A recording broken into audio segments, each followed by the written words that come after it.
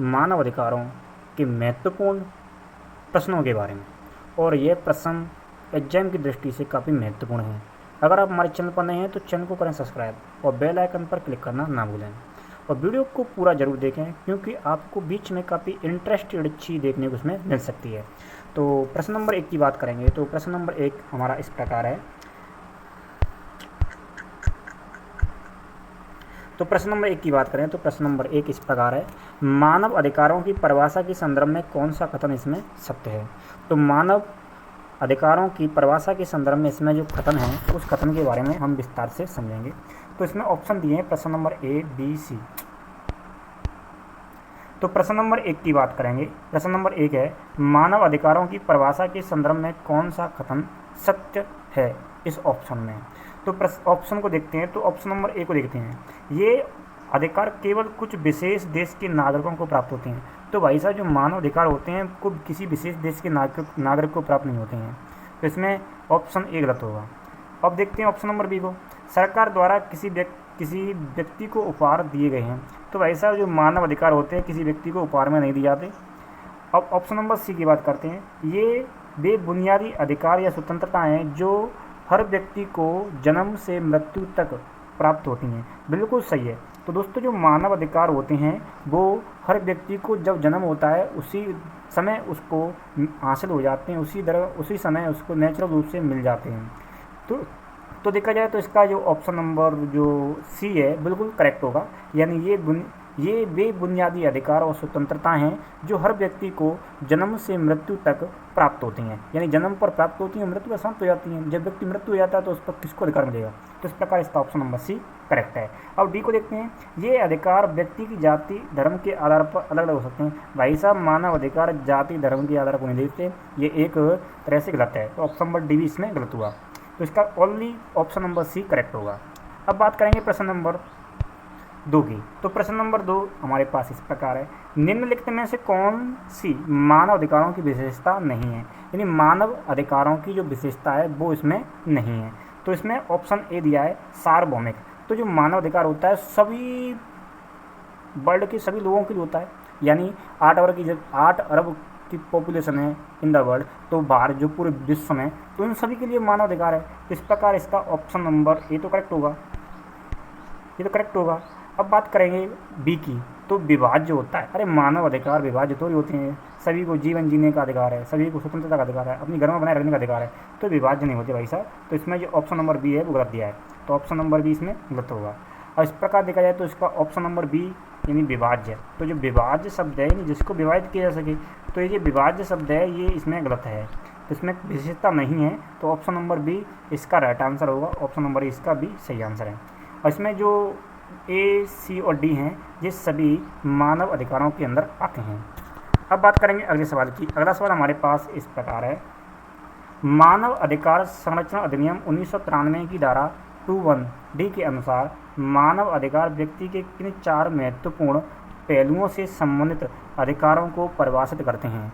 यदि जो मानव अधिकार है वो व्यक्ति के किन 4 पहलुओं को परिभाषित करता है, तो बता दें तो जो जब व्यक्ति को जन्म पर ही मानव अधिकार मिल जाते हैं, जन्म पर ही, तो इस प्रकार जन्म से लेकर मृत्यु तक जो मानव अधिकार मिल जाते हैं। तो इस प्रकार इसमें जीवन जीने का भी अधिकार होता है व्यक्ति को, उसको स्वतंत्रता भी होती है, उसको समानता का भी अधिकार होता है, और गरिमा का भी अधिकार है, गरिमा बनाए रखने का भी अधिकार है। तो इस प्रकार इसमें जीवन, स्वतंत्रता, समानता और गरिमा, जीवन, स्वतंत्रता, समानता, गरिमा, जीवन, स्वतंत्रता, समानता, गरिमा। इस प्रकार देखा जाए तो इसका ऑप्शन नंबर सी करेक्ट होगा। और बाकी के ए, बी और डी हैं वो इसमें परिभाषित नहीं करेंगे। और अब समझते हैं अगले सवाल को। तो प्रश्न नंबर 4 की बात करेंगे, मानव अधिकारों के इतिहास में वह कौन सा पहला दस्तावेज है जिसे मानव अधिकारों का आधार माना जाता है। यानी जो मानव अधिकार है उनको आधार माना जाता है वो कौन सा है। तो बता दें इसमें 4 ऑप्शन है। तो इसमें जो करेक्ट होगा वो ऑप्शन नंबर बी करेक्ट होगा। बी करेक्ट होगा। इसमें मैग्ना कार्टा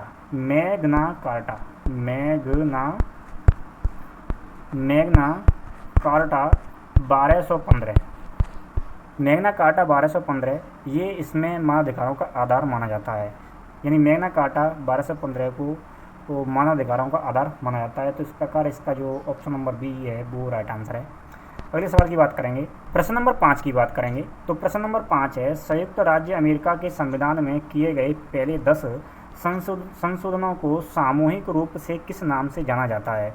तो संयुक्त राज्य अमेरिका का जो संविधान था उसमें पहले 10 संशोधन हुए थे। उन 10 संशोधनों को किस नाम से जाना जाता है? तो उन 10 संशोधनों को बताएं तो बिल ऑफ राइट 1791 के नाम से जाना जाता है। बिल ऑफ राइट्स के नाम से जाना जाता है, बिल ऑफ राइट के नाम से जाना जाता है। तो इस प्रकार इसका जो सी राइट है वो बिल्कुल सही होगा। अगले सवाल की बात करेंगे, प्रश्न नंबर 6 की। इंग्लैंड के मैग्ना कार्टा 1215 का मुख्य तथ्य क्या था? जो इंग्लैंड का जो मैग्ना कार्टा था 1215, इसका मुख्य तथ्य क्या था, यानी इसका महत्वपूर्ण बिंदु क्या था? अगर इसकी महत्वपूर्ण बिंदु की बात करें तो इसका महत्वपूर्ण बिंदु था कि इस कार्ट के अंदर क्या था, इसने स्थापित किया कि राजा भी इस कानून के अंदर होता है। मानव अधिकार है, वो मानव अधिकार के अंदर राजा भी आता है, चाहे रंग हो, राजा हो, रंग हो, एमएलए हो, एमपी हो, यानी कोई व्यक्ति हो, कोई पर्सन हो, राजा हो या प्रजा हो, इसके अंदर सभी आएंगे। तो इस प्रकार इसका जो बी है वो राइट होगा। इसने स्थापित किया था कि राजा भी इस कानून के अंतर्गत आता है। तो इस प्रकार इसका ऑप्शन नंबर बी करेक्ट होगा। प्रश्न नंबर 7 की बात करेंगे, संयुक्त राष्ट्र मानव अधिकार आयोग। संयुक्त राष्ट्र मानव अधिकार आयोग UN commission in United kingdom commission of on human right की स्थापना किस वर्ष की गई थी? यानी UN commission on human right की स्थापना किस वर्ष की गई थी? तो किस वर्ष की गई थी? तो इसकी जो स्थापना थी वो 1946 में की गई थी। किस में की गई थी दोस्तों? 1946 में की गई थी। तो इस प्रकार इसका ऑप्शन नंबर बी करेक्ट होगा। अगले सवाल की बात करेंगे, प्रश्न नंबर 8 की। मानव अधिकारों की सार्वभौमिक घोषणा यूडीएचआर की मसौदा समिति ड्राफ्टिंग कमेटी के अध्यक्ष कौन थे?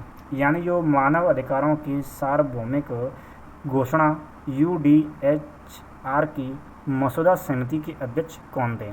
तो इसकी मसौदा समिति के अध्यक्ष की बात करें तो इनका नाम था Eleanor Roosevelt. Eleanor Roosevelt इनका नाम था। तो यानी इसका ऑप्शन नंबर बी करेक्ट है। ऑप्शन नंबर बी इसका राइट होगा।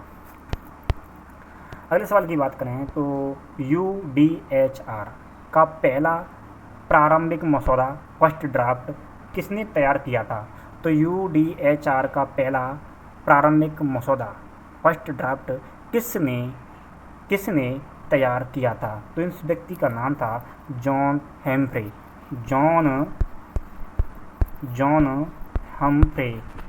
हम्फ्रे व्यक्ति थे जिन्होंने इस प्रारंभिक मसौदा या ड्राफ्ट मसौदा था उसको तैयार किया था। यानी इसका जो सी है बिल्कुल करेक्ट होगा। अब समझते हैं अगले सवाल को। प्रश्न नंबर 10 की बात करेंगे, यूडीएचआर के निर्माण में महत्वपूर्ण भूमिका निभाने वाले नोबेल पुरस्कार विजेता रेने कैसिन किस देश में थे?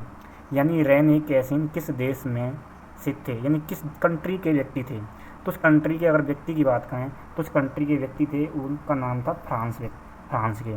तो दोस्तों जो नोबेल पुरस्कार विजेता थे रेने कैसिन, वो फ्रांस के थे जिन्होंने यूडीएचआर के निर्माण में, यानी जो यूडीएचआर है उसके निर्माण में काफ़ी महत्वपूर्ण भूमिका निभाई थी। यानी सी इसका राइट आंसर होगा।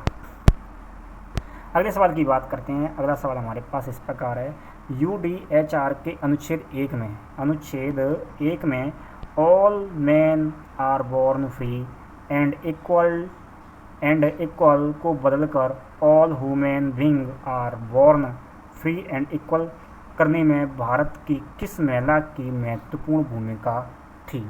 यानी जो सार्वभौमिक मानव अधिकार आयोग था उसमें all human being are born free and equal, यानी जो जन्मता है मानव अधिकार के अकॉर्डिंग सभी जो मानव हैं उनका जन्म होता है वो सभी फ्री हैं, स्वतंत्र हैं और समानता हैं। तो ये किस महिला ने इसमें अपनी भूमिका निभाई थी?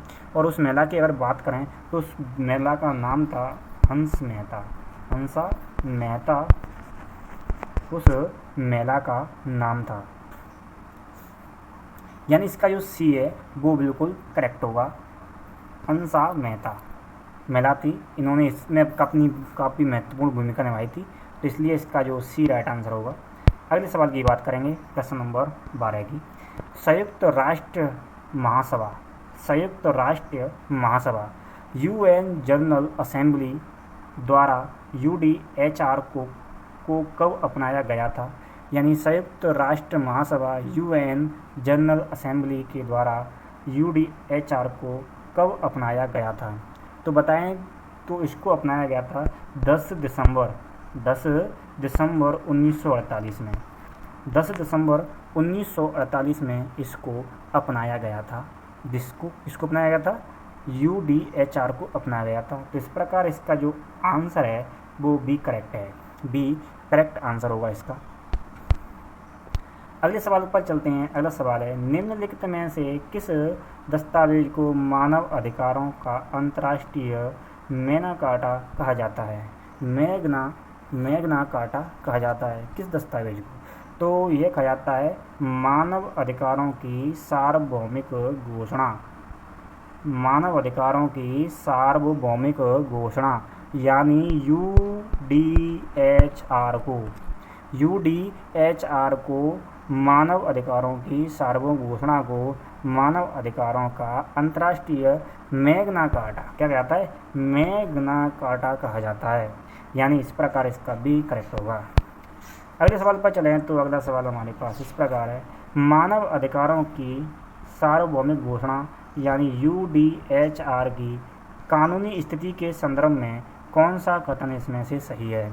तो मानव अधिकारों की सार्वभौमिक घोषणा की कानूनी स्थिति के संदर्भ में इसमें कौन सा कथन सही है?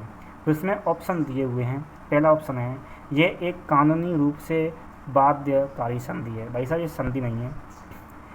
सेकंड, यह प्रकृति में केवल एक घोषणा है जो कानूनी रूप से बाध्यकारी नहीं है। सी, इसके उल्लंघन पर अंतर्राष्ट्रीय न्यायपालिका सीधे दंड दे सकती है।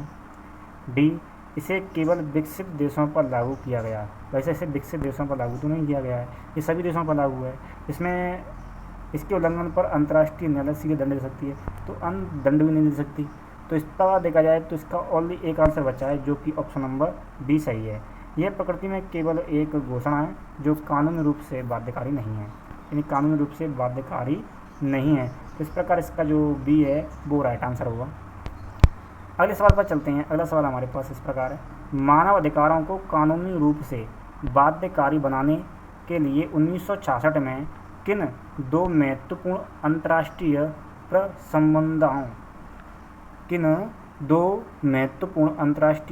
प्रसंविधाओं को अपनाया गया था? यानी इन किन दो अंतर्राष्ट्रीय प्रसंविधाओं को अपनाया गया था, उन संविधानों के नाम क्या हैं? तो अगर इसके नाम की बात करें तो एक का नाम था ICCPR और दूसरे का नाम था ICESCR। तो इस प्रकार इसमें ऑप्शन नंबर इसका ए बिल्कुल राइट आंसर होगा।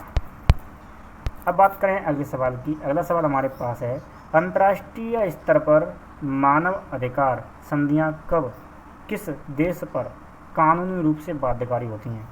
अंतर्राष्ट्रीय स्तर पर मानव अधिकार संधियां कब और किस देश पर कानूनी रूप से बाध्यकारी होती हैं, यानी उस पर कानूनी रूप से उसको लगाया या लागू होती हैं।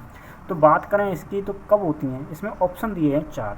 तो 4 ऑप्शन में से इसको 4 ऑप्शनों को हम विस्तार से समझेंगे। पहला ऑप्शन है हमारे पास, जब संयुक्त राष्ट्र उन्हें पारित करता है। भाई साहब, संयुक्त राष्ट्र पारित करता है तभी तो लगी होंगी, ये तो गलत है। जब कोई देश उन पर हस्ताक्षर या समर्थन करता है। बी, जब मीडिया उनके बारे में रिपोर्ट करता है। डी, जब अंतर्राष्ट्रीय मानवाधिकार आयोग आदेश देता है। तो बता दें तो इसका जो राइट आंसर होगा वो राइट आंसर होगा ऑप्शन नंबर बी, इसका करेक्ट आंसर है। बी करेक्ट आंसर क्यों है इसको समझेंगे। जब कोई देश उन पर अत्याचार करता है या समर्थन करता है तब ये बाध्यकारी रूप से कानूनी रूप से लागू हो जाती हैं। मान के चलते कि हमारे जो इंडिया है, भारत है, और भारत में जो मानव अधिकार है और यहाँ पर काफ़ी लोगों के साथ में अगर अन्याय हो रहा है तो जो विदेश जैसे कि चाइना के अन्य कंट्री में रहने वाले भारतीय लोग हैं और उस देश की गवर्नमेंट उस पर अत्याचार कर दे तो जो हमारे देश पर वो कानूनी रूप से बाध्य हो जाएंगे, क्योंकि इंटरनेशनल कोड है उसमें ये मूल रूप से लागू होंगी। इसलिए यह जब कोई देश उन पर हस्ताक्षर कर दे या अनुसमर्थन करता है तब यह उस पर कानूनी रूप से बाध्य होती हैं, यानी ऑप्शन नंबर बी इसका करेक्ट होगा। अगले सवाल को समझते हैं। तो अगला सवाल हमारे पास इस प्रकार है, मानव अधिकारों की सार्वभौमिक घोषणा UDHR में कुल कितने अनुच्छेद शामिल हैं? यानी मानव अधिकारों की सार्वभौमिक घोषणा UDHR में कुल कितने अनुच्छेद आते हैं या कितने अनुच्छेद हैं? और अनुच्छेदों की बात करें तो इसमें जो आर्टिकल हैं वो टोटल 30 हैं। कितने हैं दोस्तों? उसमें टोटल आर्टिकल 30 हैं। इस प्रकार ऑप्शन नंबर बी इसका करेक्ट होगा। ऑप्शन नंबर बी करेक्ट होगा, यानी 30 हैं। 18 की बात करेंगे। UDHR के किस अनुच्छेद में यह उल्लेख है कि सभी मनुष्य स्वतंत्र और समान पैदा हुए हैं? तो किस अनुच्छेद में है? अगर इसके अनुच्छेद की बात करें तो ये अनुच्छेद 1 है। अनुच्छेद 1 में यह वर्णित है, यानी ऑप्शन नंबर ए इसका करेक्ट आंसर होगा। यानी UDHR के अनुच्छेद 1 में यह उल्लेख है कि सभी मनुष्य स्वतंत्र और समान पैदा हुए हैं। तो ऑप्शन नंबर ए इसका करेक्ट आंसर होगा। ऑप्शन नंबर ए इसका करेक्ट आंसर है। अगले सवाल पर चलते हैं। अगला सवाल हमारे पास इस प्रकार है, UDHR का कौन सा अनुच्छेद गुलामी और दास्ता को पूरी तरह से प्रतिबंधित करता है? UDHR का कौन सा अनुच्छेद गुलामी और दास प्रथा को पूरी तरह से प्रतिबंधित करता है, यानी उस पर बैन लगाता है? तो इस पर जो प्रतिबंध लगाता है पूर्ण रूप से, इस अनुच्छेद के नाम की बात करें तो इस अनुच्छेद का नाम है अनुच्छेद नंबर 4। अनुच्छेद 4 है जो पूर्ण रूप से गुलामी और दासता पर प्रतिबंध लगाता है, यानी इसका ऑप्शन नंबर बी करेक्ट होगा। अगले सवाल पर चलते हैं। प्रश्न नंबर 20 की बात करेंगे। किसी भी व्यक्ति को यातना, उस पर क्रूर व्यवहार के विरुद्ध सुरक्षा UDHR के किस अनुच्छेद के द्वारा प्रदान की गई है? अगर मान के चलते हैं कि हमें किसी व्यक्ति को हम सताते हैं, उस पर क्रूरता करते हैं, उसके साथ दुर्व्यवहार करते हैं, उसको मारपीट करते हैं, तो मानव अधिकार के किस अनुच्छेद के अनुसार उसकी सुरक्षा की जाती है? तो उस पर जो सुरक्षा की जाती है वो है अनुच्छेद नंबर 5। अनुच्छेद 5 के अकॉर्डिंग उसकी सुरक्षा प्रदान की जाती है। तो अनुच्छेद 5 इसका राइट आंसर होगा। ऑप्शन नंबर बी इसका करेक्ट है। अगले सवाल पर चलते हैं। प्रश्न नंबर 21 पर, यानी UDHR का कौन सा अनुच्छेद प्रत्येक व्यक्ति को अपने देश की सीमा के भीतर आने जाने रहने की स्वतंत्रता देता है? UDHR का कौन सा अनुच्छेद प्रत्येक व्यक्ति को अपने देश की सीमा के भीतर आने जाने और रहने की स्वतंत्रता प्रदान करता है? तो अगर इस अनुच्छेद की बात करें तो इस अनुच्छेद का नाम है अनुच्छेद 13।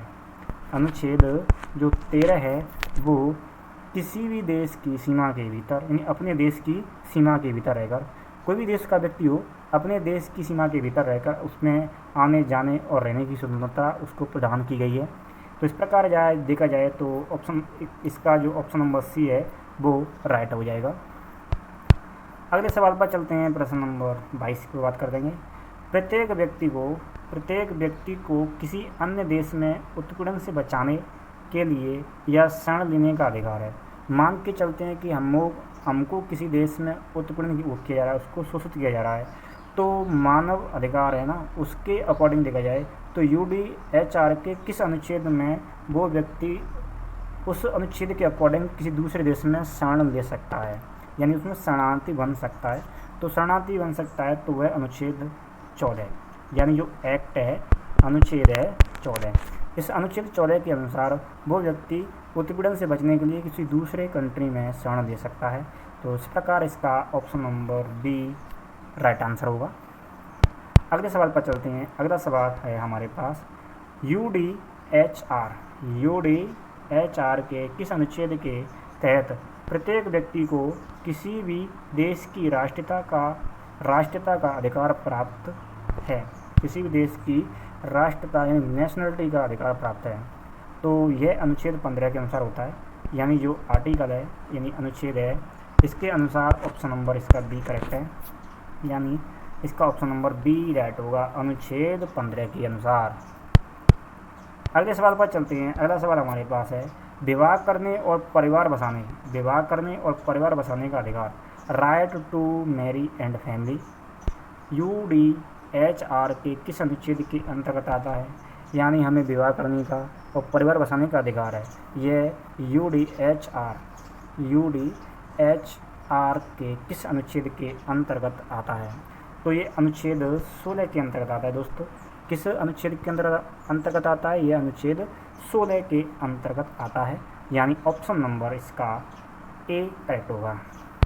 अगला सवाल है जो कि आखिरी है, विचार, विवेक, धर्म की स्वतंत्रता, freedom of thought, conscience and religion का अधिकार UDHR के किस अनुच्छेद में दिया गया है? यानी मानव अधिकार सार्वभौमिक के किस अनुच्छेद में दिया गया है?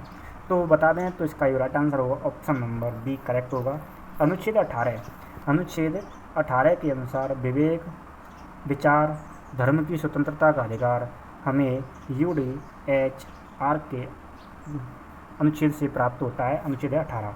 तो आपको जानकारी कैसी लगी कमेंट करें, वीडियो को लाइक और चैनल को सब्सक्राइब जरूर करें, क्योंकि